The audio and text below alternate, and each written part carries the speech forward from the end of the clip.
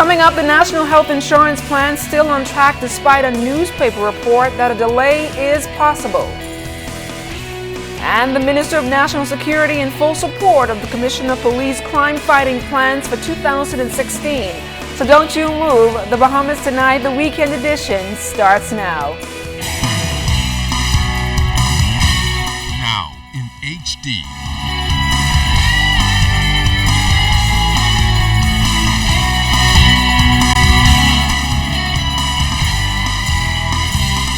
ZNS Network presents The Bahamas Tonight.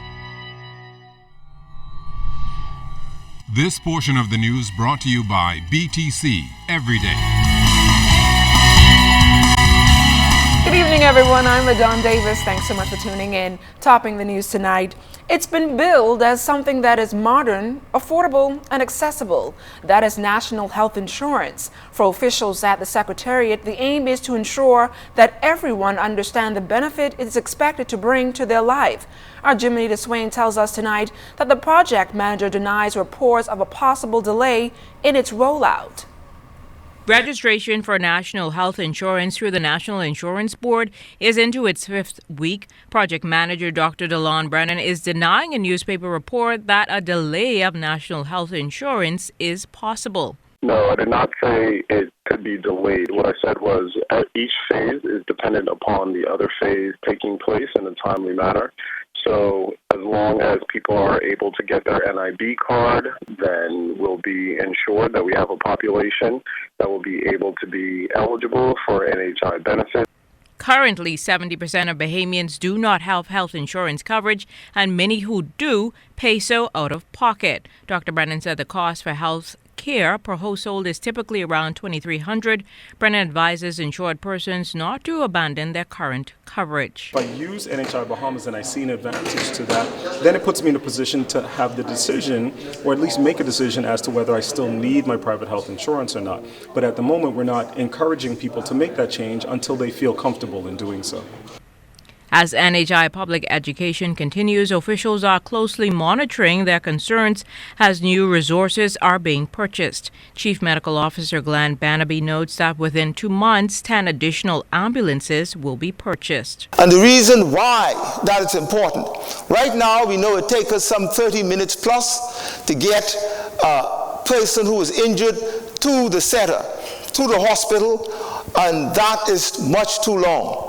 What we'll be doing, based on our studies, is that we reduce the ambulance time from the site of where the incident occurred to the hospital in less than 12 minutes. Indeed, it'll be better if it's less than 10 minutes. Officials encourage the public to contact them if they require any additional information and direct them to the Secretariat's website at www.nhibahamas.gov.com. They are also on Facebook, Twitter, and Instagram. Jimmy DeSwain, ZNS Network News. CEO of the Bahamas International Securities Exchange, Keith Davies, says when people think of BIZIX, he wants the name to inspire confidence and for it to be associated with transparency, innovation, and security. Davies, who spoke at a Rotary Club of East Nassau luncheon on Friday, says the company was incorporated in 1999 and began trading in 2000 with 9 domestic companies and a market capitalization of $828 million. Today, its market cap is $3.82 billion. With 20 securities listed on the exchange and 13 preference shares at about $327 million. Additionally, Davies says the company also has 16 corporate bonds, including government securities and 40 mutual funds. He says there is a misconception among the public about the role of the stock exchange. The dynamics of our market has changed, it has evolved, it has grown.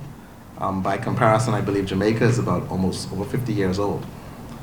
They've been calling and they've called me to find out what they should do and how they can do things to stimulate and grow their market. And in fact, Holland can attest, we're having a conference call with them next week to speak about how we can interact, grow each other's markets. And that's how you really want to grow markets, with interaction and relation with other exchanges as well.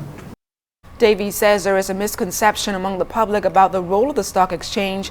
He says stock exchanges do not raise or transact money, but creates the link that brings buyers, sellers, and the entities they want to trade together. To us and transacting through and working through us you get the confidence to know that when you do something, that security will be delivered, that payment will be made. That company, when you read that information, you can rely on the fact that it ought to have come out. Now, are we going to make sure that what a company says is the truth? Well, no, that's the director's job. That's their responsibility. But we're going to work to ensure that the information comes out in a very timely and orderly fashion. The Bahamas Financial Services Board is continuing its efforts to keep the Bahamas at a forefront as it relates to the ever-changing financial services market. CEO Tanya McCartney says they're in the process of planning a strategy conclave set for next month. Annually, the BFSB usually holds the Business and Finance Summit in January. However, being new to the post, McCartney said she wanted to take a pulse at some of the issues before they convened.